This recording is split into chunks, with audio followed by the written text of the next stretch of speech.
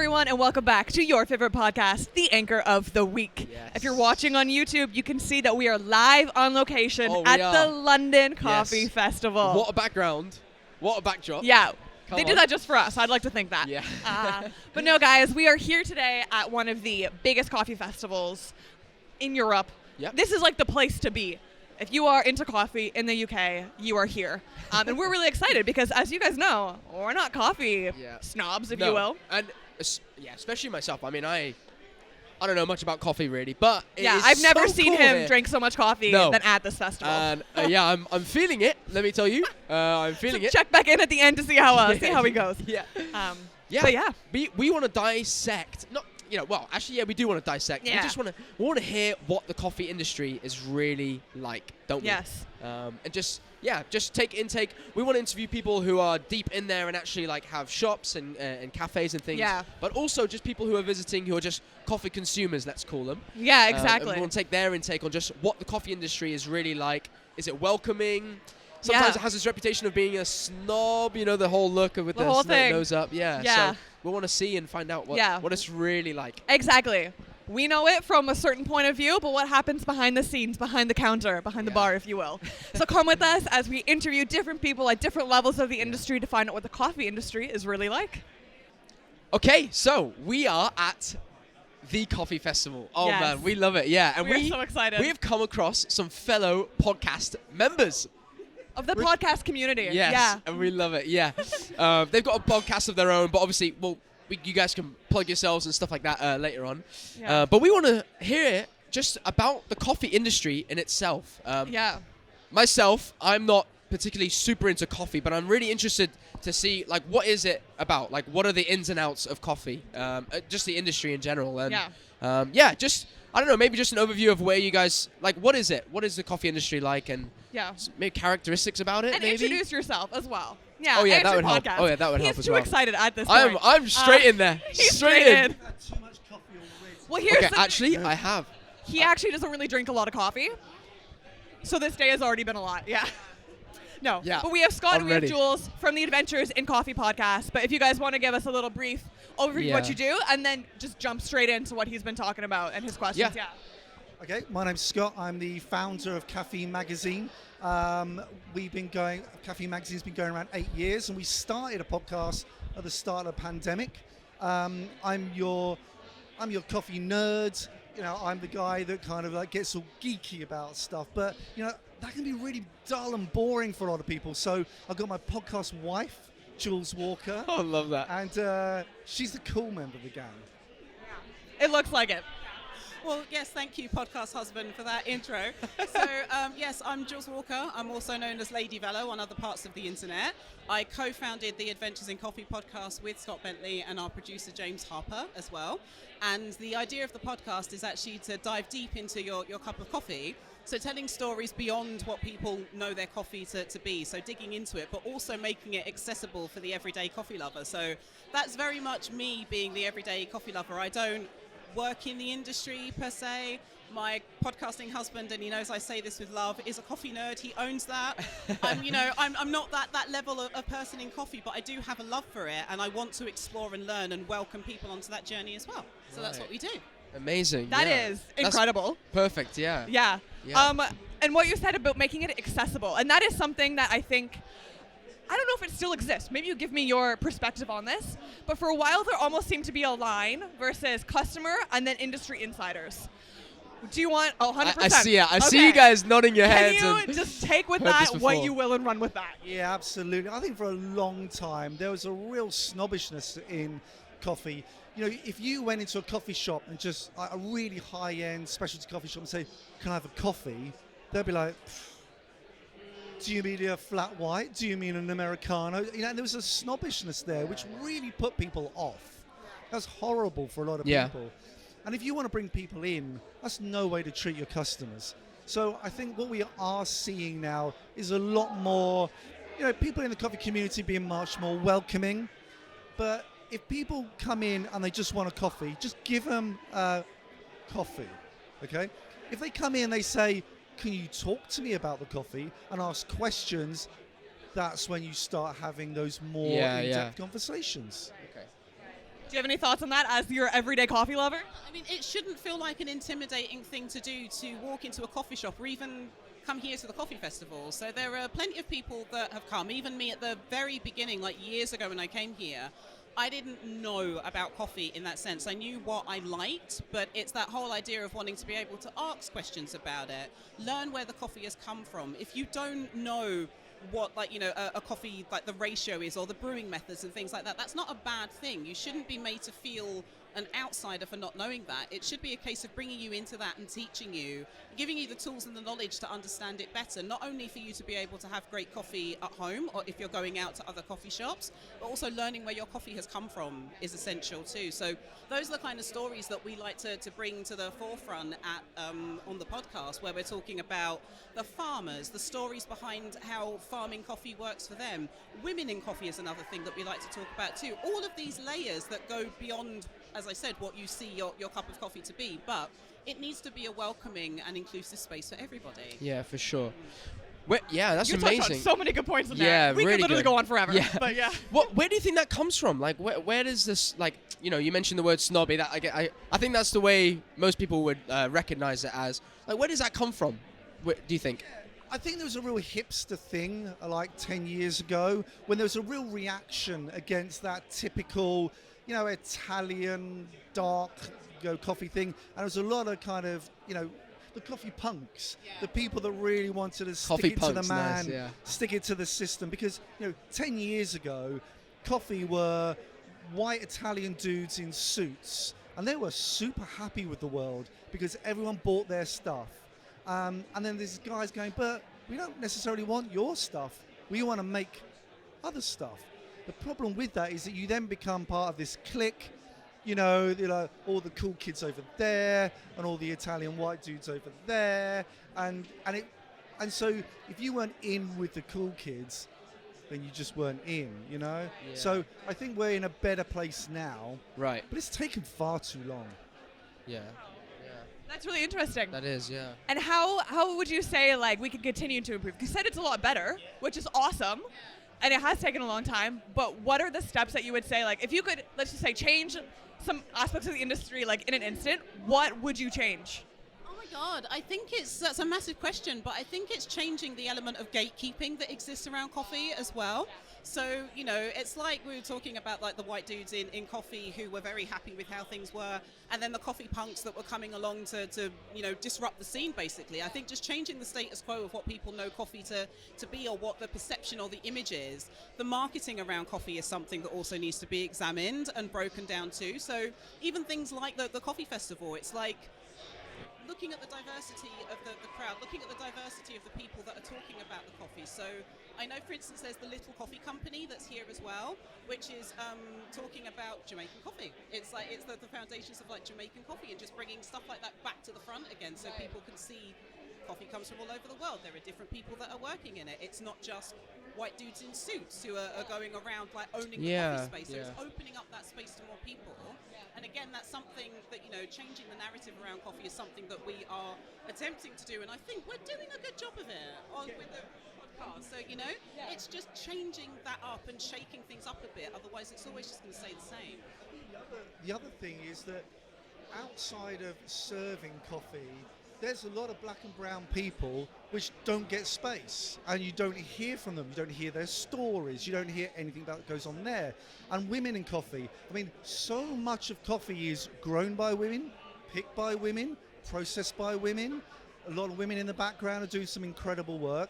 They don't get the space, and I'm really hoping that we can kind of do a bit of that as well.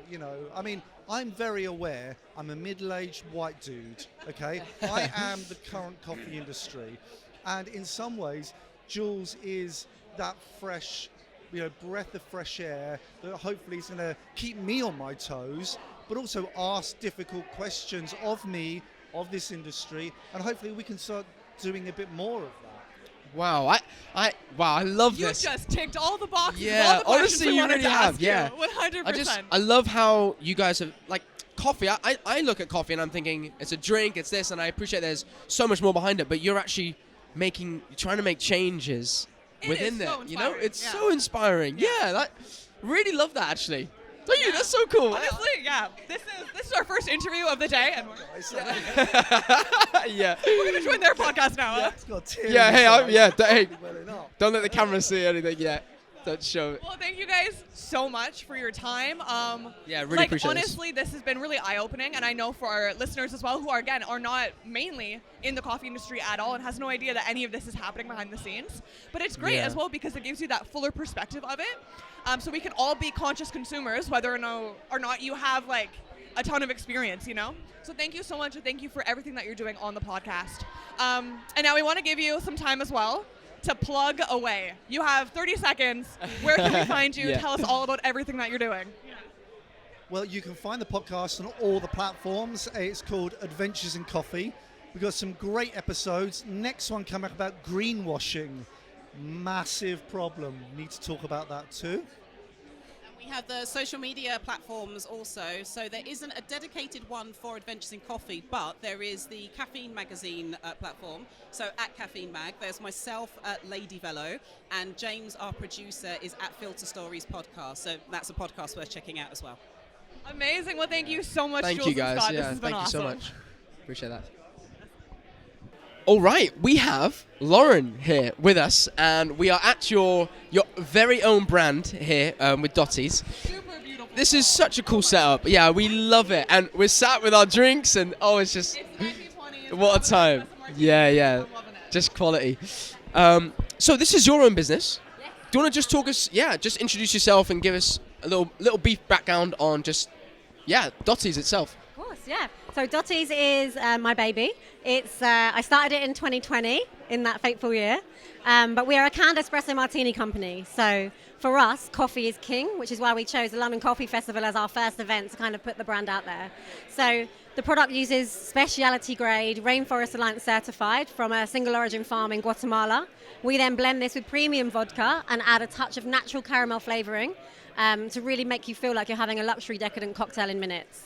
So for us, the cans are nitro. So the signature foam that you would expect to see on an espresso martini forms upon opening. No need to shake or anything like that. It really takes the hassle out of making an espresso martini yourself, which is, when convenience is king these days. That's why we started the brand. The name Dotties, where does that come from? So the name Dottie was actually my late grandmother, and there she is on the bar there. She's a landlady on the side there. So yeah, that's my Nan Dorothy. So unfortunately she died in 2018, but she left me with a small amount of money, which I used to start this brand. And so obviously for me, the natural name would be to name it after her, because none of this would have been possible without that small amount of cash that she left me. And then really that really inspired the whole kind of branding for me. So I really tapped into kind of her era, so Prohibition England, 1920s, kind of Art Deco vibes. And I chose Dottie instead of Dorothy because I wanted to give it a modern edge and bring it into 2020s. So yeah, that's why Dottie. The thoughtfulness of your branding as well is incredible. Like, we have been passing around a bit, and I kept on telling him, like, we need to come here because look at this place. So 10 out of 10 for that. Yeah, amazing. What Yeah. I'm also interested in is, how did this journey start? Like, what were you doing before 2020 when you were like, hey, let's do, espresso martinis? What were you kind of doing? What kind of led to the conception of this? Okay, good question. I was actually on an aeroplane on my way home from a friend's hen do in 2019. And I saw an espresso martini on the menu on a flight, and I was like, wow, this is cool. Like, I love an espresso martini. Why the hell not? And what I was presented with was a bright blue can.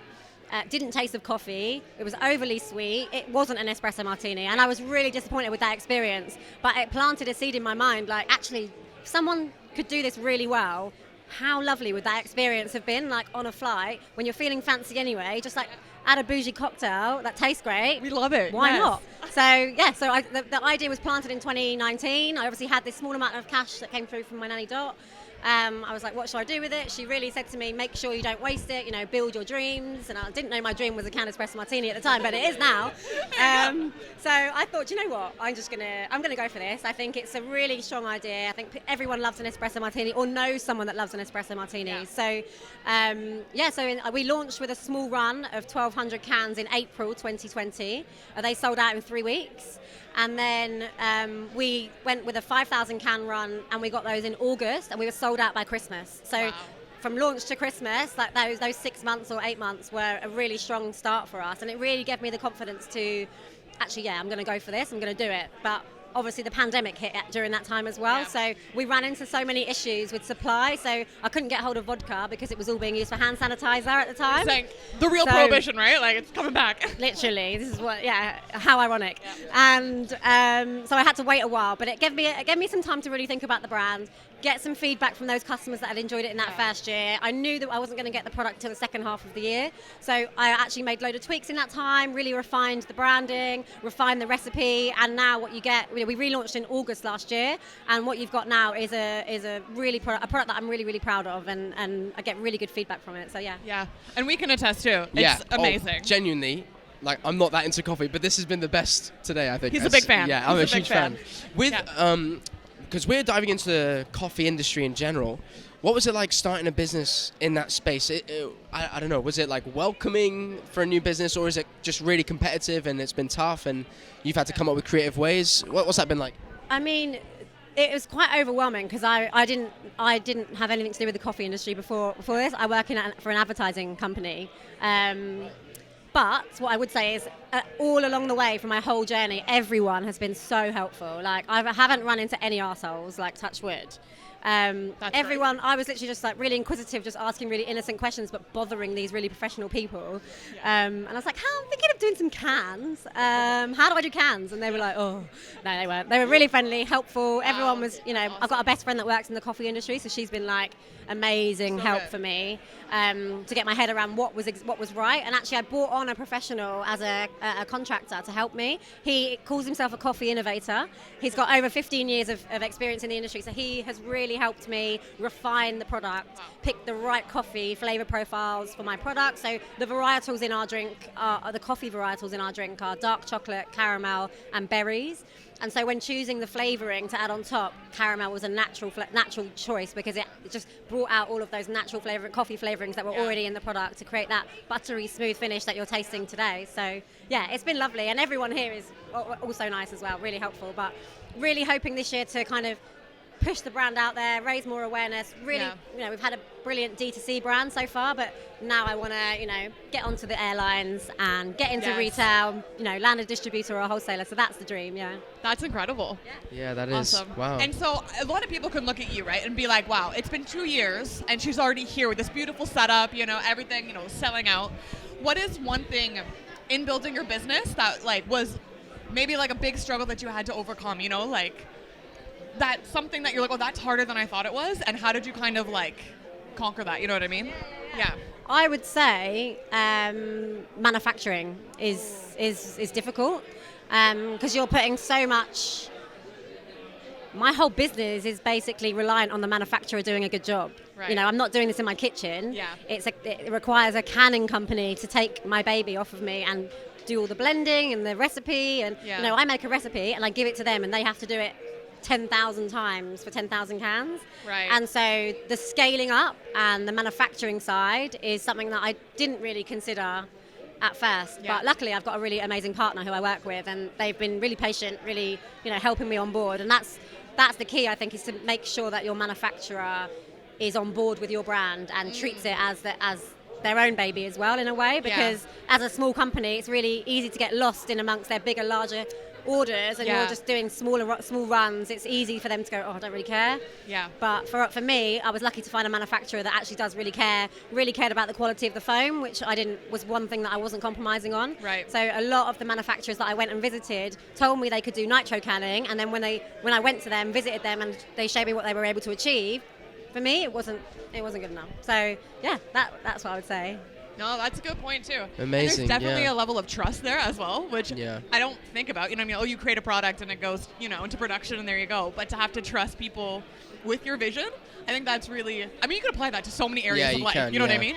But that is really cool, and that is key, as you say. But yeah. Amazing. Wow. That was great. Yeah. Thank you so much for your time. Yeah. That's it. Lovely meeting you both, and I'm glad you enjoyed your Dotties. Oh, cheers to you. This is incredible. Hey, cheers. Love that. All right. Thank you so much, Laura. Thank you. Cheers. Should have said follow me on Instagram. Oh. Okay, we are, We'll do a quick cut. Yes. Yeah. We'll add this in. Okay. Yeah. All right, and also, how can we find you? This is your time to plug whatever you want to plug. Yes. So please, guys, find me on Instagram at Dotties Drinks, Dotties Drinks. Please follow me on there. And my website is www.dotties.co.uk. We have a lovely box of 4 that you can buy for £20. We also do a luxury gift set where you can buy Italian crystal coupe glasses to really replicate that luxury bath quality feeling at home. So if you know an espresso martini lover, get on my website and order today. There we go. Thank you so much. Amazing. Lauren. Yeah. Thank you. Okay, so we have Kubra here. Kubra is a Turkish lady, so I'm going to help actually translate for this interview. So this is a bit of a laugh. Kubra, what are your just thoughts on the coffee industry itself? Speaking Turkish and I'll translate. Kahvenin insanları bir araya getirdiğini düşünüyorum. Kahve içerek, sadece kahve içerek uzun muhabbet edebilirler birbirleriyle. Çünkü kahve aslında bu dünyadaki birçok insanın ortak noktası. Zannediyorum ki herkes günde en az bir bardak kahve içer. Türk kahvesini de belki denemişsinizdir, bilmiyorum. Bizim de güzel bir geleneğimiz, kültürümüz var Türk kahvesiyle ilgili. Ben her sabah filtre kahve içmeyi deniyorum. Soruyla alakalı olmadı ama şu an çok eğlenceli, heyecanlıyım, kusura bakmayın. So she's just saying that actually it's a real coffee itself is actually something that really brings people together, and it's something that people can sit around and drink together, and it almost draws community in. And she was just saying at the end, like, she's getting excited from answering, so she finds it a little bit more easier. So, that's really cool that it brings people together. We love that. I think coffee's had a reputation of, like, having we call it snobs, but just, like, really, like, cliche and posh, and I don't know, sometimes it's not very welcoming. So it's really nice to hear that it's actually, you find it super welcoming. What's your, like, go-to when it comes to coffee? You mentioned filter coffee. Do you try anything else as well? Any other type of coffee? Or just ben genelde farklı kahveleri denemeye çalışıyorum. Gittiğim birçok ülkede de oraya ait kahveleri denemeyi seviyorum. Çünkü farklı tatlar hoşuma gidiyor denemek. Soruyu bu kadar anlayabildim. Yeah, so she's just saying that she loves, like, going to different countries and actually trying the coffee that's from the country, and, like, that's where it's almost like trying a little bit of their culture, if you like, and she really likes that aspect of coffee. Süper, çok teşekkürler, which means thank you so much. Yeah, thank you Kubra. Okay, I am here with Heidi and Phoebe. Hi. Okay, so you guys, you own a coffee shop, you were just telling me, which is incredible. First of all, can you tell me what the coffee shop is so we can all kind of go and try it if we're around? And then as well, what are your just kind of general thoughts on the coffee industry? Yeah, so I own Bay Coffee in Wetherby. So I love the coffee industry. I think it's a great industry to be in. I feel like there's so many aspects of it to do with like what coffee you, also with all the equipment and everything. I just feel like it's such a wide range that you can like totally just explore and just get and find loads of new things. Like each day I feel like I'm just learning new things. Even though I own a coffee shop, I still feel like there's like loads of things out there that we could just totally find. So I'm really excited to come today and see if there's any more new ideas that we can bring to our coffee shop. So yeah. Yeah, that's amazing. There's tons of stuff going on. Question, do you have a favorite brewing method? Like, what is your go-to as a coffee shop owner? Your morning cup of coffee, what is it? Morning cup of coffee, what is it? Say a mocha. Yeah, just the go-to. Yeah, I love chocolate, so anything with chocolate in it, I'm there, yeah. I was going to say, you can't really go wrong with that. Perfect to wake you up. Awesome. Thank you so much, Heidi. Thank you, Phoebe. Thank you. Okay, cool. We are here sitting down with Dan, Washington, and Estelle to hear what they think about the coffee industry. So general first thoughts. I say, what's the coffee industry like? What is your first response? Dan, we'll start with you, mate. Yeah, I'm really enjoying it's going for its 5th wave at the moment, so I'm really enjoying seeing coffee shops, how they're kind of incorporating cool architecture. I think people like Watch House and Arabica are doing that really well. In terms of kind of like coffee snobbery in the industry, I think it's starting to mellow out a little bit with some kind of independent roasters who are looking to grow, and also kind of moving into the pod market, which before would have been seen as kind of almost like coffee blasphemy, but it's such a growing kind of trend. And it's nice to see that making kind of that really good quality roasted coffee like available at home to the wider consumers. Amazing. Yeah. It's pretty impressive. Great stuff. I got a lot to live up to. No. Yeah. But Washington, what about you? I think building on what Dan said, innovation in coffee is actually really increasing and really promising now, and it's super exciting. Like, you've got nitro, you've got cold brews, like, you know, people are really exploring like innovative flavor pairings. So I think it's a really exciting time. I'm really looking forward to seeing how it develops over the next 2 to 3 years. And I think also COVID has kind of fast-tracked the at-home experience. So I think a lot of brands, like especially the well-known brands, are really trying to figure out, okay, how can we give like consumers the barista experience, but how do they do it themselves at home, like through the pod machine, or like how can they finish it off by themselves and really customize it and personalize it. But no, it's a really exciting time. Yeah. That's awesome. Amazing, yeah. And Estelle, anything to add? I mean, I'm quite new to the coffee industry, but so I've been learning a lot about the basics, so that's been really interesting. I think there's a lot more to it than like, you know, what I knew so far, so that's been quite the journey, but that's been really good. It's nice going to an event like the Coffee Festival to like get more insights on all of the different trends and innovation and seeing all the different brands and the big players. So that's been really, really good. Yeah. Amazing. Yeah, that's perfect. I think just a side note, not that I know you don't want to be asked too many questions, but just a side note, it's super cool actually that the coffee industry, it's not just about coffee, is it? It like extends onto architecture. I mean, I've never even really thought about that, but they're involving that in there as well and just making it available even just to someone like myself who's not that into it as well. Just really cool. I don't know, just a side note, that's super interesting. Open my eyes a little bit there, Dan. So that, yeah. Amazing. Thank you guys so much. Thank you so much. Yeah, appreciate that. Thank you. All right, what a time that was, that was so good. That was so good. My main question though, Zach, how are you feeling after all of those coffees, those cocktails, those drinks? Oh my days. Okay, in all seriousness, I'm feeling it. He's feeling it. Yeah. I don't know how to explain this feeling. It's so weird. I'm like. That's okay. Oh, my GoPro just got kicked on the floor. Just a disclaimer. Hey guys, this is no worries. Just leave it there, mate. No worries. This is what you get on live TV, folks. Yeah, it's not live TV, I have but my GoPro set up on fine. the corner for those who can't see that. But anyway, I am feeling a little bit like, whoa, there's something in my body. So that's the feeling that I got. Yeah, exactly. Yeah, that's the feeling I got. But guys, we had a great time here at the Coffee Festival. We met so many cool people. Loved hearing different people's perspectives. Your big takeaway? My big takeaway? Actually, okay, I got it, all right? Yep. Go on. It's that there's actually more change going on in the industry than it seems to be. You know what I mean? Yeah. And of course, like my experience as, you know, in the coffee industry is at a very small level, like a very low level.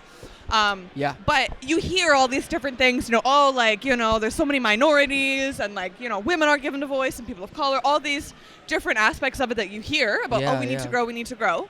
But then hearing just different people's takes on it, or even just like the good experiences that they've had with it, I think really encourages me that like, oh my gosh, maybe it's actually doing okay. Like maybe the industry is actually making progress and steps, like every industry needs to be. You know, and I think there are a lot of industries out there in general that like need to make changes but maybe aren't. So I'm encouraged that there's at least some progress within this industry. I think that's what stuck out to me was just that like coffee itself is actually, they're making moves, like they're looking for change, like they're using the platform to have an effect in other areas of life. I think that's cool. I didn't think that was what coffee was used for, but they are trying to make change. So I'm a huge fan of that. That's really good. Exactly. Yeah.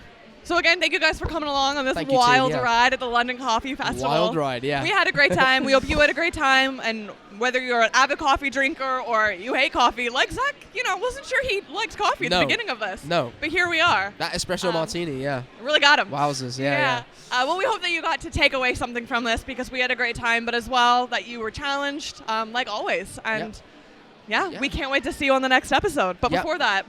Oh, yeah, the Anchor of the Week on the Instagram, on the YouTube, guys, on all podcast platforms, and TikTok. I was waiting. You got TikTok. Find us on there, guys. But we're excited because we've actually made some connections today, haven't we? So hopefully, that the Anchor of the Week is not done with the coffee industry. No, Let's just say that. No, it is not.